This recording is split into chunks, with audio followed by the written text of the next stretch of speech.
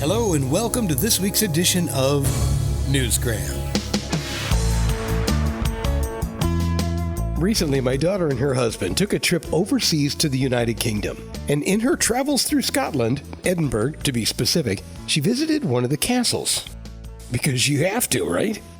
There was a room in there that sold ancestral name products, licensed heraldic certificates that show your family's coat of arms. Now, a quick backstory. I once submitted a cheek sample on one of those websites, to trace your DNA, and the results showed that my ancestors came from that region. So when she found that coat of arms with a full description of our family name, it was really cool. It felt like a puzzle piece from the past, clicking together, and I found it pretty exciting. I can see now why people become obsessed with genealogy. It's a booming industry, and it's a lot of fun. It kind of feels like time travel in a way. But this is going to seem pretty deep, but there's more to it than meets the eye. There's an inner peace that comes from knowing who you are and where you came from. How do we go from all of the hate and the anger and the fear that we're exposed to daily into achieving an inner peace? That was Mario Cartaya, and he has a really nice way of putting things. Inner peace begins with an understanding of who you are and where you came from. Coming to terms with who you really are, and then trying to find that peace within us that we all need so much. In an effort to reclaim his forgotten Cuban childhood and his original identity, he did some digging into his own past. The results are in his new book, Journey Back into the Vault, in search of my faded Cuban childhood footprints. When he was 9 years old, he was forced to flee his home country with his parents and older brother in a pretty dramatic way. The head of the Cuban nationalization program of American properties putting a gun to my dad's head, demanding his books. My dad did comply eventually, and that forced us to leave the island. When Guevara told them, your future safety in this country is no longer guaranteed. When you're forced to leave your country in this way, you have to leave everything behind. Your aunts, your uncles, your friends, your acquaintances, everything. We just never got to say goodbye.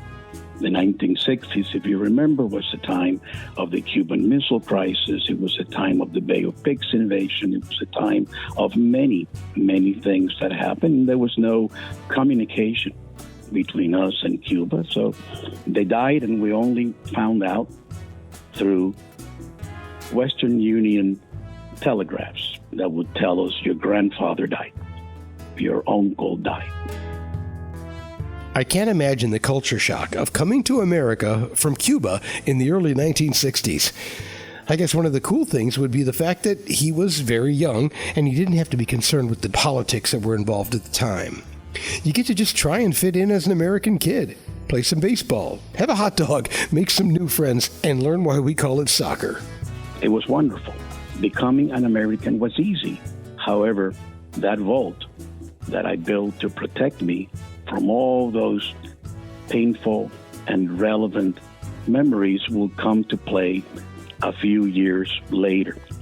Yep, at some point in the growing up process, we're all forced to breach that vault where we've stored all those painful memories from the past, and to see if maybe enough time has gone by to have another look.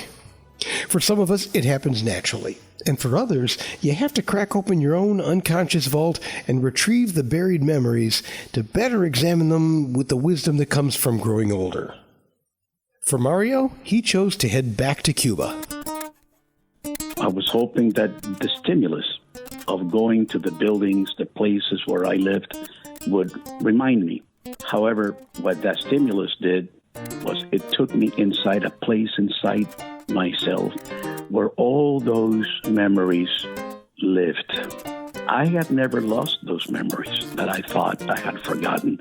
I just stopped myself from remembering. I protected myself from remembering in the subconscious vault that we all built. And what I realized is that as the memories returned, the demons of long ago belonged long ago.